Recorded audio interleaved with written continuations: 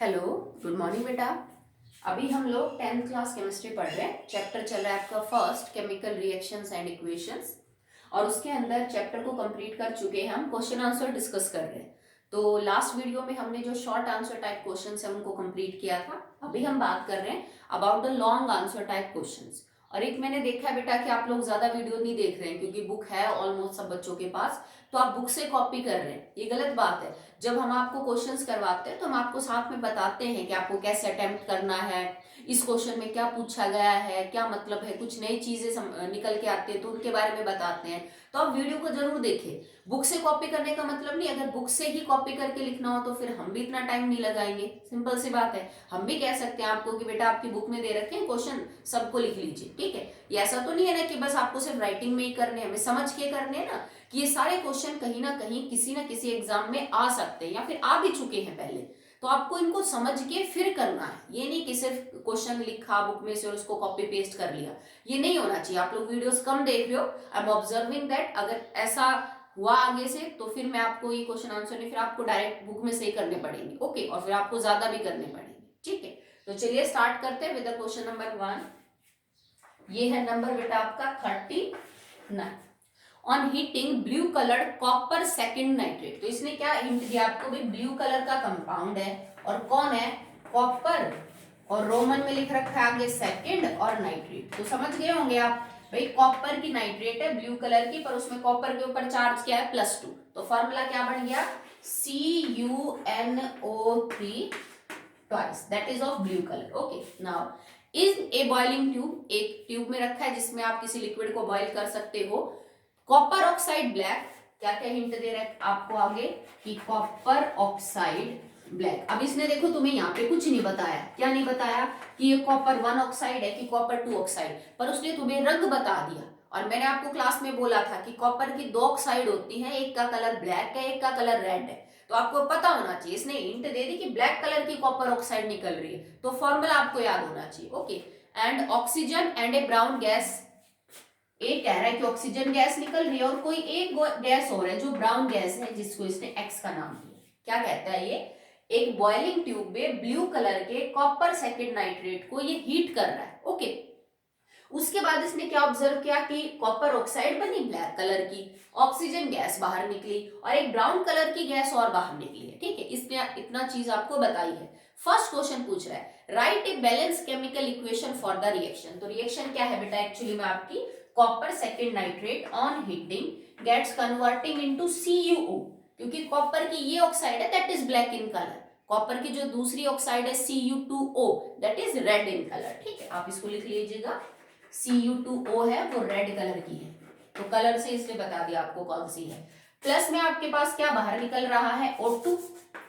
और ये जो ब्राउन कलर गैस है इसके बारे में आपको नहीं पता है क्या है, तो ब्राउन कलर गैस उस बच्चे को समझ में आएगी जिसको रिएक्शन पता है। This gas is NO, okay. So ये गैस है आपकी nitrogen dioxide, X colour, X gas is nitrogen dioxide and its colour is brown. आप इसको बैलेंस कर लीजिए, बैलेंस करने के लिए बोल रहा है, तो देखो कॉपर 1 कॉपर 1, नाइट्रोजन कितने हैं 2, उधर नाइट्रोजन 1 है तो हमने इसको कर दिया ट्वाइस। ऑक्सीजन हो गए 3 2 6, तो 2 2 4 5 6 और 7 नहीं, ये रिएक्शन तो बैलेंस नहीं है, इसको 2 कर लीजिए, इसको 2 कर लीजिए। Now the copper is balance, nitrogen हो गए बेटा आपके 2 2 2 4, आप इधर लगा लीजिए 4, ठीक है। नाइट्रोजन बैलेंस, ऑक्सीजन चेक कर लेते हैं, तो 12 है, 3 2 6 और 12, हाँ आपके बैलेंस है, ठीक है। तो अब यहाँ पे नाइट्रोजन ऑक्सीजन और जो कॉपर है वो आपके बैलेंस है, तो हमने बैलेंस केमिकल इक्वेशन तो लिख दी। Second, identify the brown gas evolve X. तो एक्स क्या है आपके पास, NO2 गैस। ये जो क्वेश्चन आएगा बेटा ये 5 नंबर में आएंगे। जैसे आपसे इक्वेशन देख ली, फिर इसके बारे में 5 चीजें पूछेगा वो, तो 5 चीजें बस, आपको ज्यादा कुछ नहीं, एक वर्ड या फिर एक लाइन में आंसर देना और आपके 5 नंबर सीधे आएंगे। ये नहीं है कि ऐसे की तरह आप 5 नंबर का क्वेश्चन है तो पूरा पेज भर के आओगे। 5 चीजें पूछेगा इस रिएक्शन के बारे में, 5 लिख के आओगे, सीधे आपको नंबर मिलेंगे, ठीक है। अगला है identify the type of reaction. अब देखो रिएक्शन की टाइप क्या है, decomposition by heat, so this is decomposition by heat, okay. Next है what could be the pH range of the aqua solution of the gas X. अब देखो, अब ये जो क्वेश्चन है ये एक्चुअली में हम सेकंड थर्ड चैप्टर में डिस्कस करते हैं, आप अब इसको अभी देख लीजिए। अगर मैं एक्स का एक्वा सॉल्यूशन बनाऊं, मतलब मैं इसको पानी के अंदर डालूं, तो जो सॉल्यूशन है ना उसका पीएच कैसा होगा। तो पीएच क्या है बेटा, किसी सॉल्यूशन का पीएच अगर 7 है तो वो न्यूट्रल होता है। If pH is less than 7, acidic. If pH is more than 7,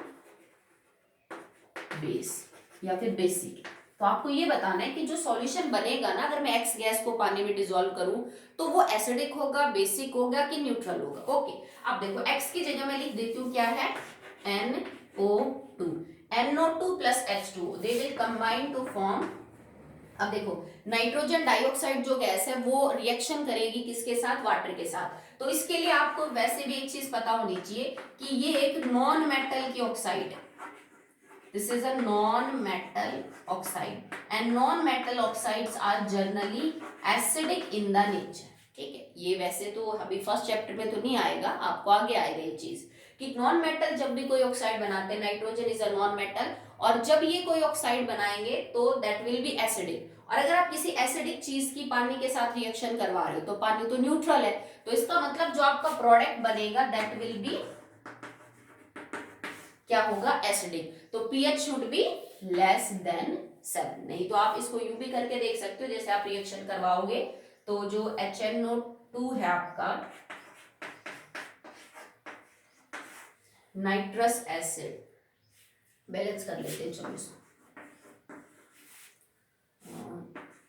2 और ये हो जाएगा, ठीक है। तो इसकी फॉर्मेशन होती है बेटा, नाइट्रस एसिड की जो है फॉर्मेशन होती है, तो नाइट्रस एसिडिक है, एसिड बोल रहे हैं, ठीक है।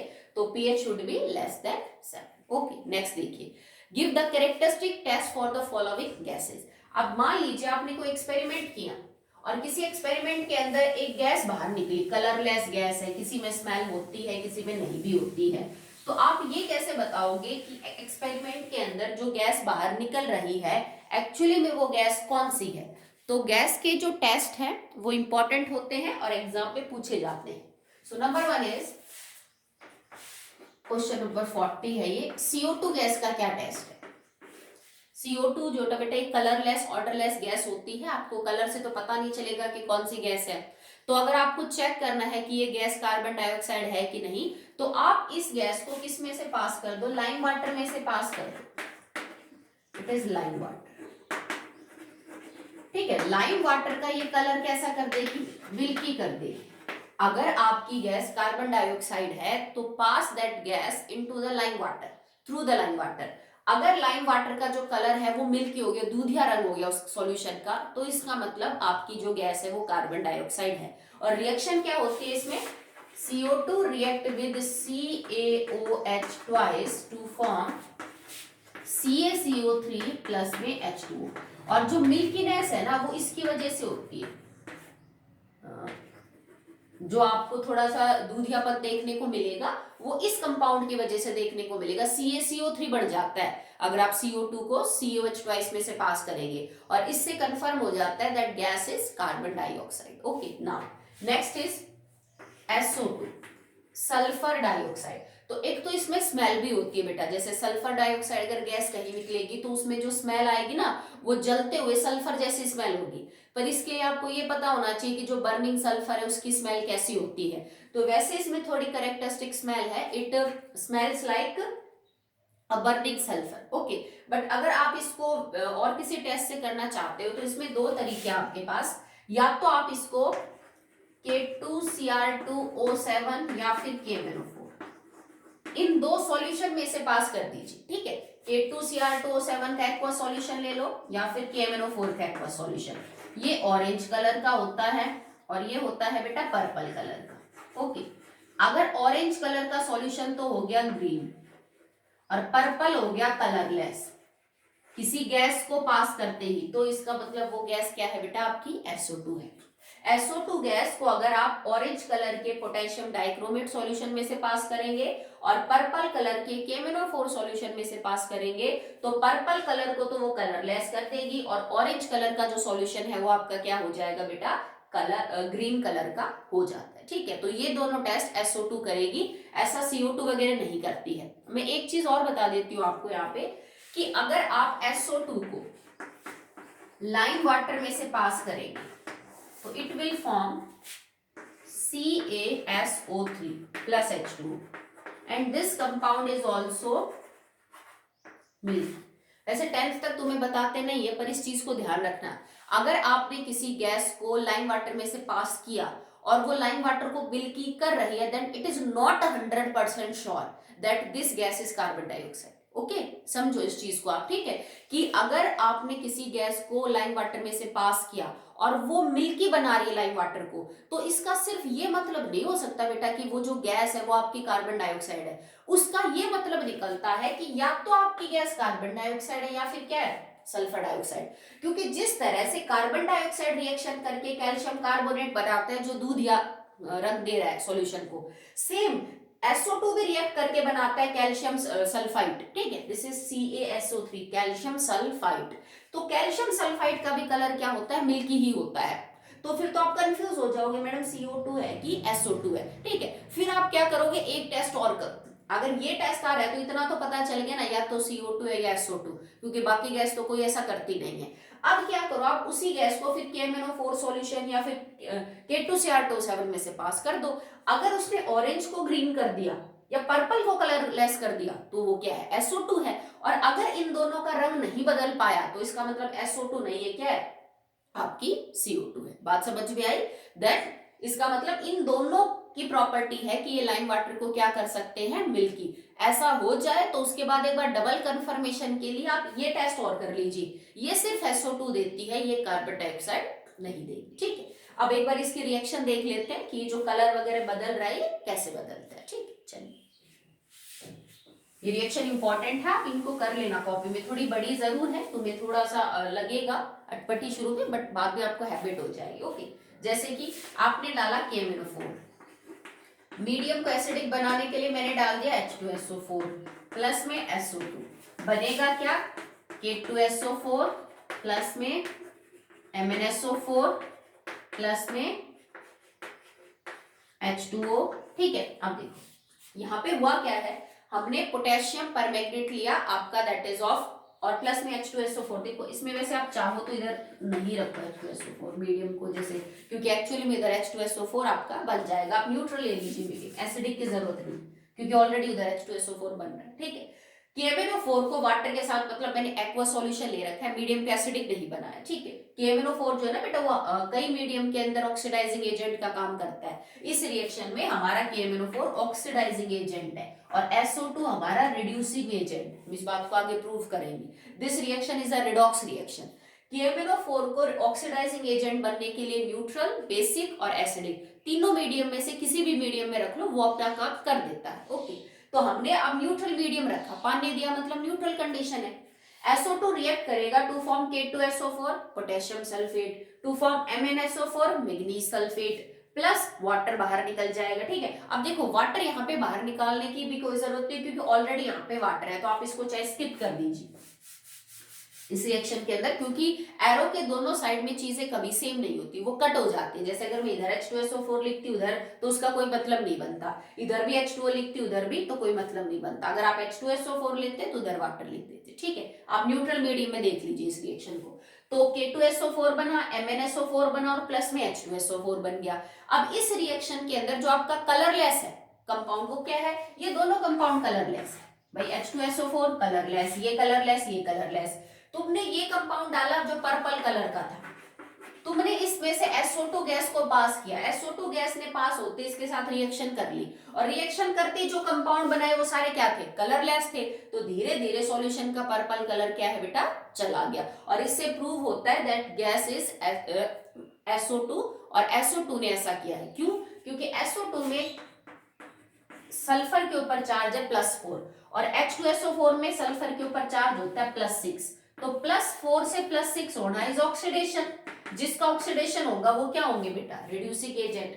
KMnO4 में मैग्नीज के ऊपर चार्ज +7 है और यहाँ पे जो मैग्नीज है उसके ऊपर चार्ज है +2। +7 से +2 होना इज रिडक्शन, और जिसका रिडक्शन होगा वो क्या होंगे, ऑक्सीडाइजिंग एजेंट। तो इस रिएक्शन में जो KMnO4 है वो यहाँ पे किसका काम कर रहा है, ऑक्सीडाइजिंग एजेंट का काम कर रहा है, और इस नाते वो सल्फर का ऑक्सीडेशन कर रहा है। और जब सल्फर का ऑक्सीडेशन होगा, रिएक्शन होगी, तो जो कंपाउंड बनेंगे वो कलरलेस होते हैं। सेम इसी तरह से अगर आपने ये ले रखा है K2Cr2O7, तो इसका कलर क्या है, ऑरेंज कलर है। जो ग्रीन कलर का कंपाउंड बनेगा वो ये बनेगा Cr2SO4 थ्राइस। ये जो क्रोमियम सल्फेट बनेगा, क्योंकि देखो इस कंपाउंड में क्रोमियम है ना, आप इसकी रिएक्शन करवाओगे सल्फर डाइऑक्साइड के साथ तो एक बन जाएगा K2SO4। चलो मैं इस रिएक्शन को भी करके दिखा देती हूँ।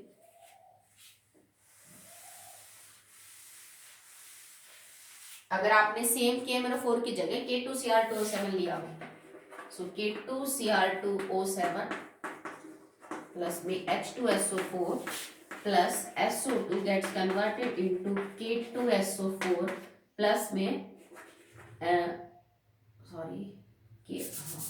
Cr2SO4 थ्राइस प्लस में H2SO4। ठीक है, ये जो K2Cr2O7 है बेटा, ये एसिडिक मीडियम में ही काम करता है, किसका, ऑक्सीडाइजिंग एजेंट का। ये बाकी मीडियम्स के अंदर काम नहीं करता है ऑक्सीडाइजिंग एजेंट का। ठीक है, तो देखो ये कंपाउंड आपका ऑरेंज है, ये आपने एसिडिक मीडियम बनाने के लिए डाला, SO2 हमारा रिड्यूसिंग एजेंट है। तो ये जो कंपाउंड बना है ना, दैट्स कलर इज ग्रीन। इस कंपाउंड का कलर क्या है, ग्रीन है। तो आपका ऑरेंज कलर का कंपाउंड किस में कन्वर्ट हो जाएगा, ग्रीन कलर के कंपाउंड के अंदर कन्वर्ट हो जाएगा। तो ये SO2 करती है ऐसा, सेम बेटा उसने ऑक्सीडेशन किया है, +4 से किस में कन्वर्ट हो रहा है, +6 में। इस कंपाउंड में क्रोमियम के ऊपर चार्ज कितना है, +6। इस कंपाउंड में क्रोमियम के ऊपर चार्ज कितना है, +3। तो इसने तो अपना रिडक्शन किया, तो ये ऑक्सीडाइजिंग एजेंट है। इसने अपना ऑक्सीडेशन किया, तो ये क्या है आपका, रिड्यूसिंग एजेंट है। यहां मैंने H2SO4 इसलिए लिया क्योंकि मीडियम जो है आपका बेटा वो क्या रहेगा, आपका एसिडिक ही रहेगा, क्योंकि ये बेसिक और न्यूट्रल में काम नहीं करता है। हाँ, आप चाहो तो इस H2SO4 की जगह ये लिख सकते हो H2O प्लस में SO3। ठीक है, क्योंकि SO2 से जब SO3 बनता है तो SO3 के ऊपर चार्ज क्या रहता है, +6, और SO3 combines with H2O to form H2SO4। क्योंकि मैंने अभी आपको बोला ना, एरो के दोनों साइड में सेम चीज नहीं रखते, पर ये लेनी जरूरी है क्योंकि बाकी मीडियम के अलावा तो, एसिडिक के अलावा तो ये काम भी नहीं करेगा, और SO2 को कन्वर्ट हो रहा है फाइनली जाके SO3 में, क्योंकि SO3 react with H2O to form H2SO4। तो दोनों रिएक्शंस पढ़ी हमने कि सल्फर डाइऑक्साइड का टेस्ट करने के लिए आप उसको या तो ऑरेंज कलर के K2Cr2O7 सॉल्यूशन या फिर पर्पल कलर के KMnO4 सॉल्यूशन में से पास करिए। अगर पर्पल कलरलेस और ऑरेंज ग्रीन हो जाता है then the gas is SO2। I hope आपको समझ आया होगा। नेक्स्ट है ऑक्सीजन गैस। अब ऑक्सीजन गैस का कोई खास जो है टेस्ट नहीं है, ऑक्सीजन गैस का यही टेस्ट है, किसी जलती हुई चीज को आप उस गैस के कांटेक्ट में लेके जाओ, अगर वो और तेजी से जलने लग जाए तो मतलब ऑक्सीजन है। ठीक है, क्योंकि oxygen is a supporter of combustion, आग तेजी से भड़कती है, अगर ऑक्सीजन उसको मिले तो जलती हुई चीज को ऑक्सीजन के कांटेक्ट में लेके जाओ, अगर वो और तेजी से जल रही है देन इट इज ऑक्सीजन। ठीक है, हाइड्रोजन गैस का टेस्ट क्या होता है, बाय पॉप साउंड। अगर हम किसी जलती हुई चीज को हाइड्रोजन गैस के कांटेक्ट पे लेके जाएंगे तो वो पॉप की आवाज के साथ, पॉप साउंड, चटाके के साथ जो है वो जलती है, तो पॉप साउंड से हमें क्या पता चल जाता है, that the gas is hydrogen. Okay, चलिए नेक्स्ट क्वेश्चन देखिए।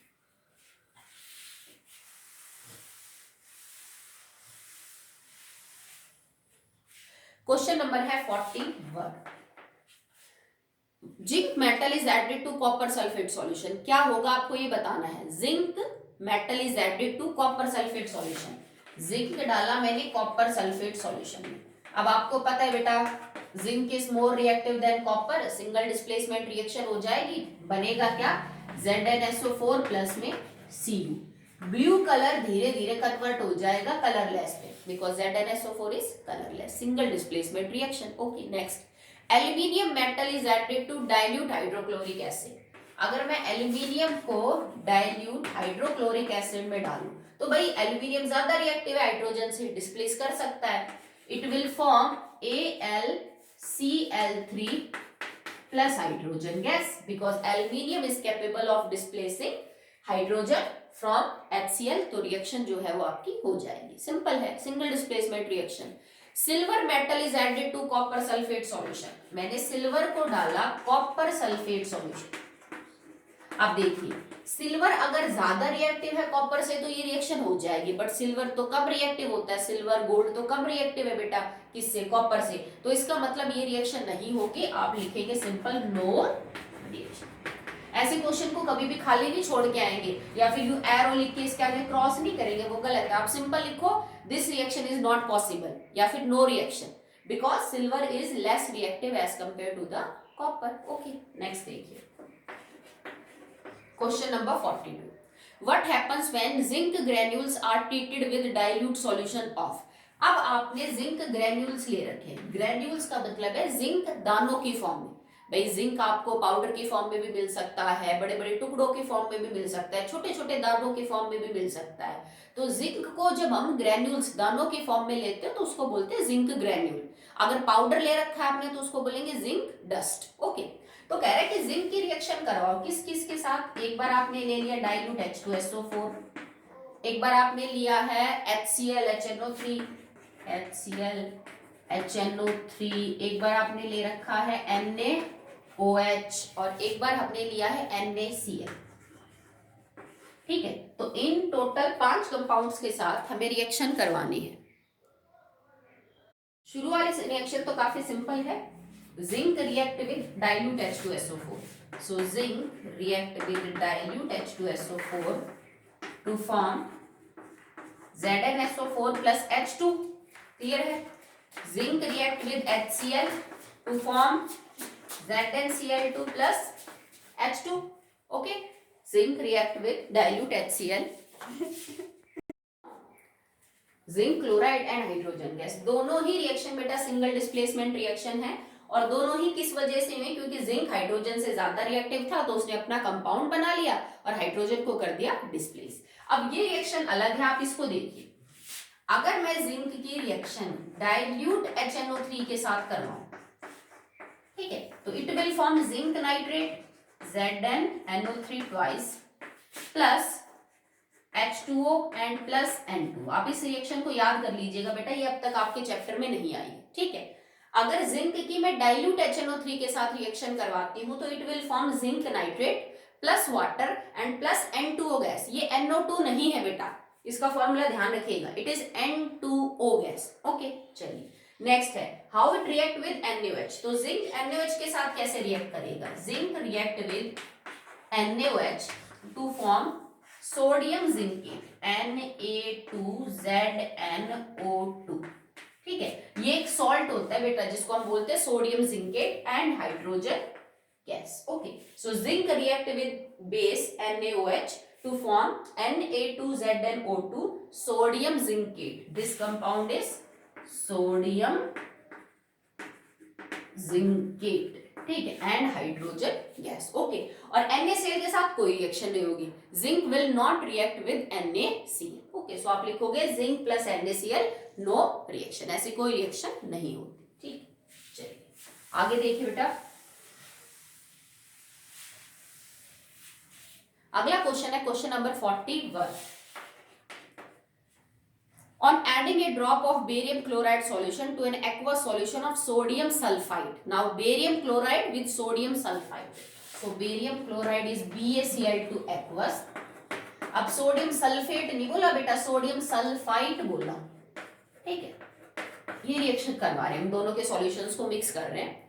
A white PPT is obtain. पहले तो आप रिएक्शन लिखो फिर बताओ किसके व्हाइट पीपीटी है. तो रिएक्शन क्या होगी, BaSO3 सॉलिड प्लस में NaCl एक्वस. और रिएक्शन में जो व्हाइट पीपीटी बनेंगे वो BaSO3 के बनेंगे, barium sulphide. Okay right a balance chemical equation. Balance तो आई थिंक ऑलरेडी है ही नहीं, 2 लग जाएगा इधर, बैलेंस है. ठीक है, अगला कह रहा है टाइप ऑफ रिएक्शन. तो रिएक्शन का टाइप है डबल डिस्प्लेसमेंट और प्रेसिपिटेशन रिएक्शन. किसके पीपीटी बनेंगे, BaSO3 के बनेंगे. किस कलर के, व्हाइट कलर के.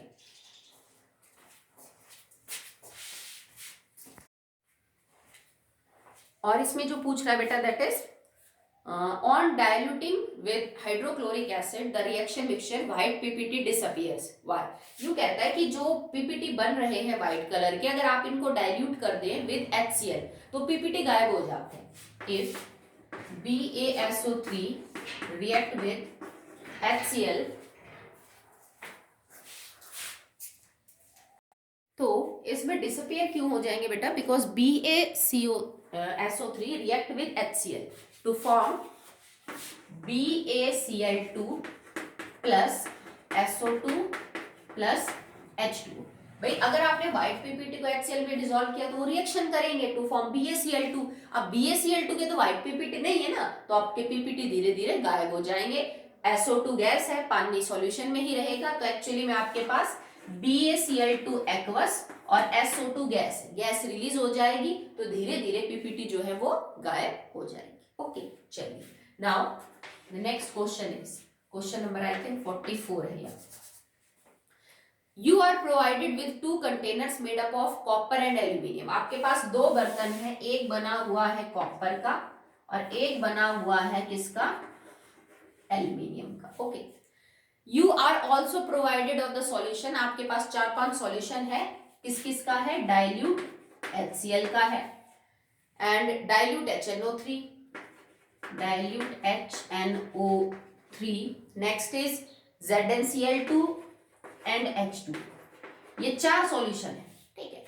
इन which of the container the solutions will be kept. या आपको समझ आना क्या है इसमें कि अगर आपके पास एल्यूमिनियम और कॉपर दोनों के बने हुए बर्तन हैं और आपको ये 4 सॉल्यूशन रखने हैं, तो किस कंटेनर के अंदर कौन सा जो सॉल्यूशन है वो आप रख सकते हैं। तो सॉल्यूशन रखने की कंडीशन क्या है बेटा? अगर तुम्हारे कंटेनर का जो मेटल है एल्यूमिनियम या कॉपर वो इसके अंदर रखे गए सॉल्यूशन के साथ रिएक्शन करता है तो आप नहीं रख सकते हो, क्योंकि धीरे धीरे तो फिर ये कंटेनर का जो मेटल है वो रिएक्ट करके धीरे धीरे कंटेनर में छेद हो जाएंगे। तो अगर आपका सॉल्यूशन इन मेटल के साथ रिएक्शन कर रहा है तो आप उसको स्टोर नहीं कर सकते उस बर्तन में। अगर नहीं रिएक्शन कर रहा तो आप स्टोर कर सकते। ओके चलिए, सबसे पहले स्टार्ट करते हैं विद कॉपर। अब कॉपर को अगर मुझे इसके अंदर डाइल्यूट HCl रखना हो तो कॉपर लेस रिएक्टिव हाइड्रोजन से, HCl के साथ कोई रिएक्शन नहीं होती, बता रखा आपको, तो आप इसके अंदर डाइल्यूट HCl को रख सकते हैं। Okay next, dilute HNO3। अब डाइल्यूट HNO3 के साथ आप कॉपर को बेटा नहीं रख सकते। क्यों नहीं रख सकते? क्योंकि copper react with dilute HNO3, it react with dilute HNO3 to form copper nitrate, water and NO gas. तो अगर रिएक्शन कर रहा है आपका कॉपर, अगर डाइल्यूट HNO3 के साथ रिएक्शन करेगा तो कैसे स्टोर करके रख सकते हो? तो हम डाइल्यूट HNO3 को इसमें स्टोर नहीं कर सकते हैं। Next is ZnCl2। अब देखो कॉपर कम रिएक्टिव, उसके सामने है जिंक जो उससे ज्यादा रिएक्टिव है, रिएक्टिविटी सीरीज में ऊपर है, तो कम ज्यादा को डिस्प्लेस नहीं कर सकता, तो कोई रिएक्शन नहीं होगी। Copper will not react with zinc chloride, तो इसके अंदर हम जिंक क्लोराइड को रख सकते हैं। Okay next, last is water. Copper के आपने देखा होगा यूजुअली कॉपर के बर्तन में तो हम पानी रख के पीते हैं, तो कॉपर पानी के साथ रिएक्ट नहीं करता है, तो कॉपर के वेसल में आप पानी को भी स्टोर करके रख सकते हो। It does not react with water. हालांकि मेटल करते हैं पर वो जो ज्यादा रिएक्टिव मेटल है वो करते हैं, कॉपर नहीं करेगा। ओके तो इसमें हम डाइल्यूट HNO3 को तो नहीं रख सकते, बाकी आप स्टोर करके रख सकते। ओके चलिए स्टार्ट करते हैं विद एल्यूमिनियम। अब एल्यूमिनियम डाइल्यूट HCl के साथ रिएक्शन करेगा, अभी हमने बात करी AlCl3 और हाइड्रोजन गैस निकलेगी, तो हम डाइल्यूट HCl को स्टोर नहीं कर सकते एल्यूमिनियम के बर्तन के अंदर, ठीक है।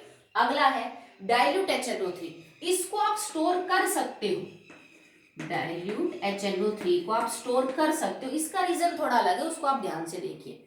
एल्यूमिनियम एक रिएक्टिव एलिमेंट है, अगर वो रिएक्टिव मेटल है तो HNO3 के साथ रिएक्शन करेगा, वो HNO3 के साथ रिएक्शन करता है और HNO3 के साथ रिएक्शन करने के बाद एल्यूमिनियम बना लेता है Al2O3, और ये जो Al2O3 है ना that will act as a protective covering. आप इस चीज को यूं समझिए बेटा कि एल्यूमिनियम का बना हुआ कोई बर्तन, जैसे ही आपने उसके अंदर HNO3 डाला, उस HNO3 के साथ एल्यूमिनियम ने रिएक्शन कर ली और बना लिया Al2O3। अब वो जो बना हुआ Al2O3 है ना, एल्यूमिनियम के ऑक्साइड, वो जो अभी एल्यूमिनियम रिएक्ट हुआ नहीं है, बर्तन का एल्यूमिनियम जो अभी रिएक्ट हो ही नहीं पाया HNO3 के साथ, उसके ऊपर अपनी परत बिछा देता है। ठीक है, मान लो एक ग्लास एल्यूमिनियम का और आपने उसमें HNO3 डाला, HNO3 डालते ही Al2O3 बन गया, वो Al2O3 पूरे एल्यूमिनियम के ऊपर अंदर की तरफ से एक परत बना लेगा, और ये इतनी स्ट्रॉन्ग परत होती है कि उसके बाद HNO3 को रिएक्शन करने से रोक देती है। ठीक है, कि जो शुरुआत में एल्यूमिनियम को रिएक्शन करनी थी वो कर ली उसने HNO3 के साथ, और जैसे ही Al2O3 बना, Al2O3 ने बनने के बाद प्रोटेक्टिव कवरिंग बना ली बचे हुए एल्यूमिनियम के ऊपर, और अब वो एल्यूमिनियम HNO3 के साथ रिएक्शन नहीं करता है। तो HNO3 को एक जगह से दूसरी जगह ले जाने के लिए हम एल्यूमिनियम के बने हुए टैंकर्स को यूज करते हैं, क्योंकि इस कवरिंग की वजह से HNO3 के साथ एल्यूमिनियम रिएक्ट नहीं कर पाता। ओके, बचा हुआ बाकी का एल्यूमिनियम। ओके, नाउ ZnCl2 के साथ अब देखो, एल्यूमिनियम ज्यादा रिएक्टिव, जिंक कम रिएक्टिव है। एल्यूमिनियम ऊपर आता है, जिंक कम नीचे आता है रिएक्टिविटी सीरीज में, तो मतलब एल्यूमिनियम रिएक्शन करेगा, बना लेगा AlCl3, जिंक को बाहर कर देगा, तो हम ZnCl2 को भी स्टोर नहीं कर सकते हैं। नेक्स्ट है आपके पास वाटर। तो एल्यूमिनियम के बर्तन में बेटा हम पानी तो रखते ही है, रिएक्शन तो नहीं करता ना, तो आप H2O को भी क्या कर सकते हो, इसमें स्टोर कर सकते हो। Okay, so that will be all in the long answer type questions. एक तो आपको ये करने हैं, ज्यादा नहीं हुए, 4-5 ही क्वेश्चन है ये अटेम्प्ट कर लेना अपनी फेयर नोटबुक में। इसके बाद क्वेश्चंस दे रखे क्वेश्चन फॉर प्रैक्टिस, वो भी आप कर लेना। ठीक है, तो ये आपका होमवर्क रहेगा। ओके बेटा।